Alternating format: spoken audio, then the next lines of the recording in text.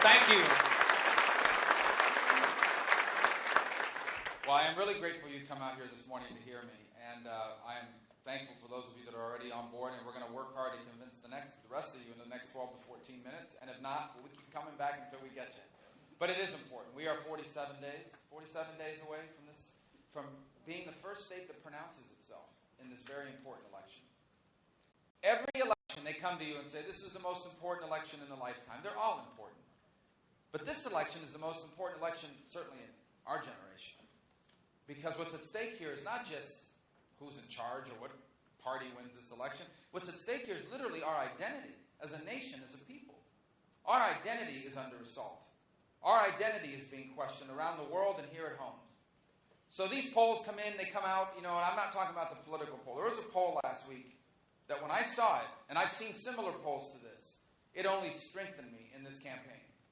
It said that over 50% of millennials, that means young Americans born after the year 2000, over 50% of them believe the American dream is dead. You understand what that means? Do you understand what it means if we ever lose the American dream? Here's what happens if we lose the American dream. We stop being a special country. Every country in the world has rich people. And we are fortunate to have our share of very financially successful people. We celebrate it. Unlike the other side, we don't criticize or demonize success. It's a great achievement that this country that has 5% of the world's population has 40% of the world's millionaires. Think about that. What an extraordinary testament to free enterprise. But what makes us special is not that we have rich people, because even the poorest country in the world has rich people. What makes us special are the millions of people who through hard work and perseverance and sacrifice achieve happiness. And for most Americans, happiness is not simply about how much money they make. It's about being able to live in a safe and stable neighborhood, in a home you own. It's about being able to raise your children and instill in them the values that you believe are important. It's about being able to retire with dignity and with security, and leaving all four of those kids better off than yourself. That is the real American dream. And if we ever lose it, we stop being a special country. And the reason why they feel like we're losing it is because increasingly they see it out of reach. People in this country are increasingly convinced that hard work and perseverance is not enough anymore. Because they did work hard. They worked hard. They took all their money out of their savings account to open that small business. And now they work 7 days a week and they still don't know if they're going to survive. Because they're being overtaxed and overregulated. Wall Street keeps winning. They open up the pages and it shows how the big companies made more money this year than last year. But they're being left behind. They doubt the American dream because their whole life they were told, go to college and get a degree. So they did. They even borrowed money to pay for that degree. And now they owe thousands of dollars and they can't find a job with a degree they got. So that's one of the first things we have to address, is to save the American dream here at home. But there's something else happening. People aren't just uncertain about the American dream. They feel insecure about our standing in the world and even our life here at home. The world we live in is as dangerous as it has been in over a generation. And it's not just ISIS, and we're going to talk about that in a moment. But it's North Korea. North Korea is governed by a lunatic who happens to possess dozens of nuclear warheads and long-range missiles. The Chinese are undergoing the most rapid military buildup in the history of mankind. Think about it. They are building their military larger and faster than any country's ever done in the history of the world. Russia is governed by a gangster, Vladimir Putin, who is sowing instability in Europe and now is creating more instability in the Middle East. Iran is governed by a radical Shia cleric. The Ayatollah of Iran is a radical Shia cleric with an apocalyptic view of the future, who believes that it is his calling to unite all of Islam under his rule and trigger a final showdown against the West where they will dominate the world. And why is that a problem? Because he's about to receive $150 billion of sanctions relief from the deal this president cut. And he's going to use the $150 billion to continue to sponsor terrorism and one day to either buy or build a nuclear weapon of his own. And adding to all these challenges is the risk of ISIS, this radical group that also has an apocalyptic view of the future. And this is not just by the way, this is not just a terrorist group. This is an apocalyptic group. When they recruit fighters to their cause, they recruit them by saying there is going to, according to their interpretation of Islamic prophecy, there is going to be this final war, this apocalypse, this Armageddon-style showdown in the city of Dominick in Iraq, in Syria. And they are recruiting you to join their army to be part of that final apocalyptic showdown. And why is it important for us to understand this about them? Because people that believe in this stuff don't just go out of business. They don't just change their mind. What it tells you is these are not people that became terrorists because they're unemployed or disgruntled or because America's too bossy. These are people that are terrorists because they are pursuing an apocalyptic view of the future. And they need to be defeated. And everyone on that stage talks tough. It's easy to stand here tonight and say, or this morning and say, we're going to utterly destroy ISIS. We're going to blow them up. We're going to make the sand glow. That's easy to say. What are you going to do it with? You need to have the capability to do it with. And we're losing that capability. I know we have a national debt. And it's largely driven by mandatory spending programs. It is not driven by defense spending. The defense cuts we are facing in this country already, the ones that are already in place, that some Republicans have supported, make it even deeper. Those defense cuts are going to leave us with the smallest and the oldest Air Force we have ever had. How are you going to make the sands of the Middle East glow if you don't have the bombs or the Air Force to do it with? And that's where we're headed. How are you going to defend yourself against them if you have an army that's smaller than it's ever been since World War II? How are you going to keep our country safe with a Navy that is smaller and older than any time since 1915? Talking tough is not enough. You need the capability.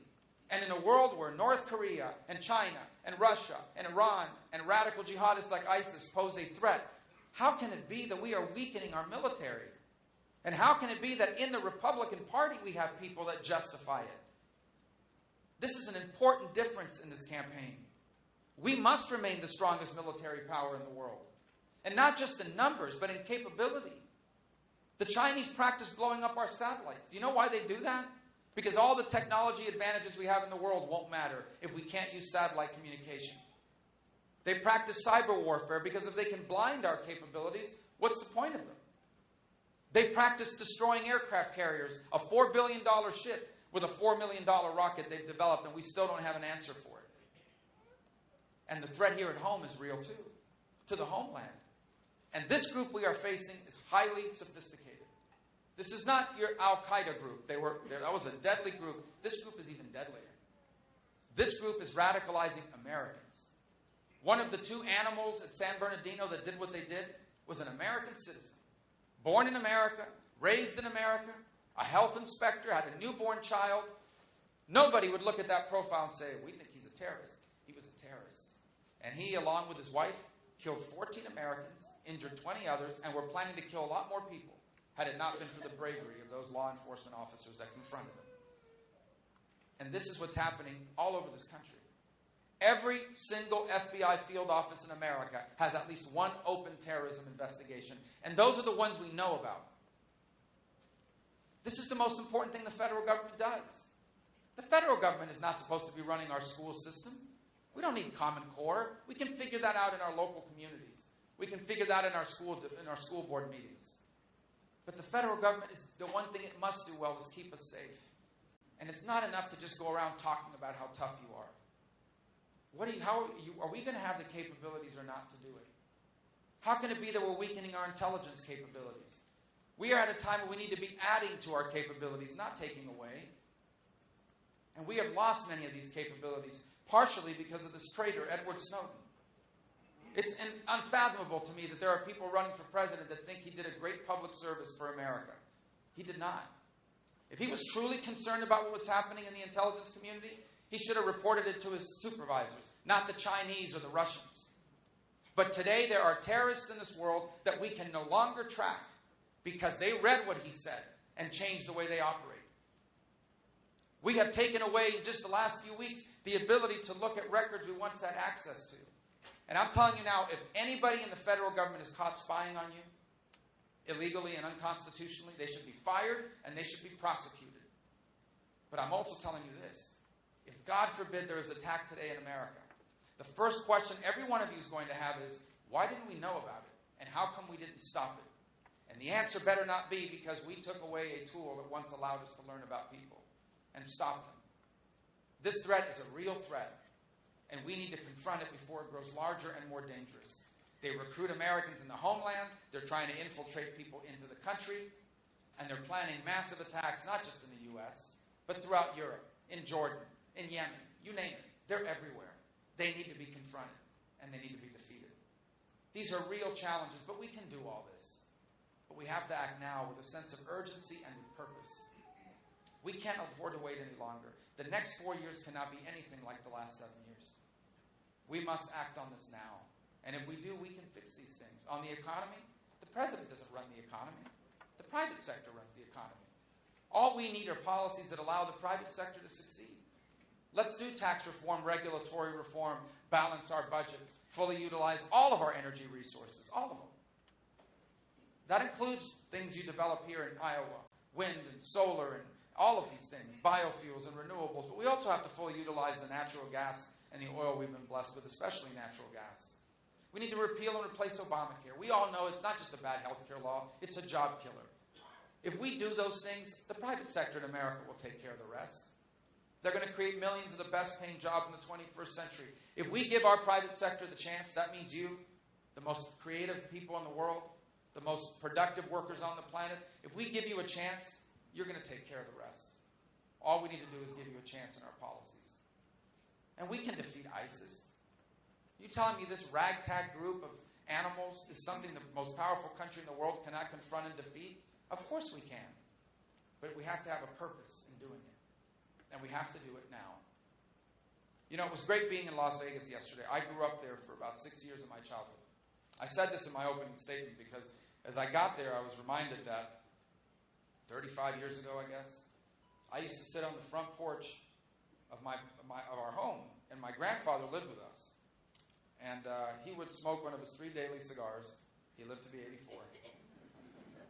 And now I'll get attacked for supporting cigar smoking. I'm just telling you, I'm just giving you the facts. And he would talk to me about all kinds of things. You know, he was born in Cuba, came to America, lost his country, and he loved the United States. He loved it because he viewed it as the most powerful and important nation on the planet. He was a child or growing up as a young man during the Second World War, and he knew for a fact that had America not been the most powerful country in the world, the Nazis and the Japanese would have won, and the world would have been a very different place. He knew that the only thing standing between communism and the conquering of the rest of the world, the way Cuba had gone, is a strong America. But the one thing he helped instill in me along with my parents was this idea that you are so blessed. You are a citizen of the greatest country in the history of the world.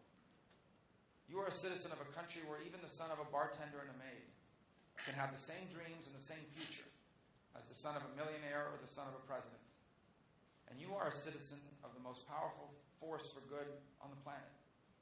A nation that has used its power not just to conquer territory or didn't use it to take over people. It's used it for the defense of liberty and the God-given rights of all mankind when threatened. Despite that success, though, we've always had these voices in American politics that have not agreed with that. There's always been these places, largely at the faculty club at the university, a lot of them in the press, and some of them in politics, that would argue America's not all that special. Every country thinks they're special. America, in fact, needs to be more like the rest of the world. We've always had people like that in politics. But until 2008, we never had one of them elected president. And the results have been a disaster. Look at the results. A record number of people today on government assistance. Millions of Americans locked out of the promise of the American dream. People feeling like outsiders in their own country. They hold traditional values, so they're called bigots and haters. Our military is being eviscerated, almost as if by design. Around the world, the reputational damage we've suffered under this president has been extraordinary. Our allies no longer trust America under Barack Obama. Our adversaries no longer respect us. That's why this election is so important. That's why I chose to run for president. Because if you vote for me, if you caucus for me and we are successful, you won't just have a president that believes America is a special country. You will have a president that acts like it.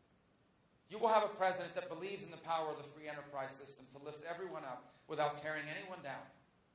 I love free enterprise because it's the only economic model in the world where we can make poor people richer without having to make rich people poorer. It's the only economic model in the world where everyone can be better off without anyone being worse off. If you vote for me, we will have a president that believes that and will support that and do everything possible to allow that to succeed. And you will have a president that understands that a strong America is the way you achieve peace. In the end, our goal is peace, not war. We don't want war. We want peace. And what is threatening peace in the world today? Tyrants in North Korea and in Russia and in China.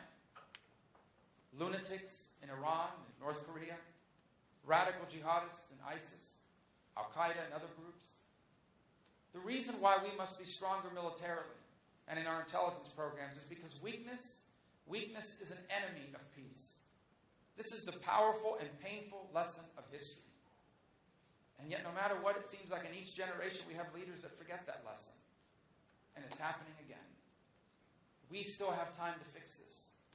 We still have time to get this right. And if we do, then life in America can be better than it's ever been. But it has to happen now. It has to happen here in 47 days. It has to happen in 2016 across this country. Because if Hillary Clinton's elected president, the next 4 years will be worse than the last 7.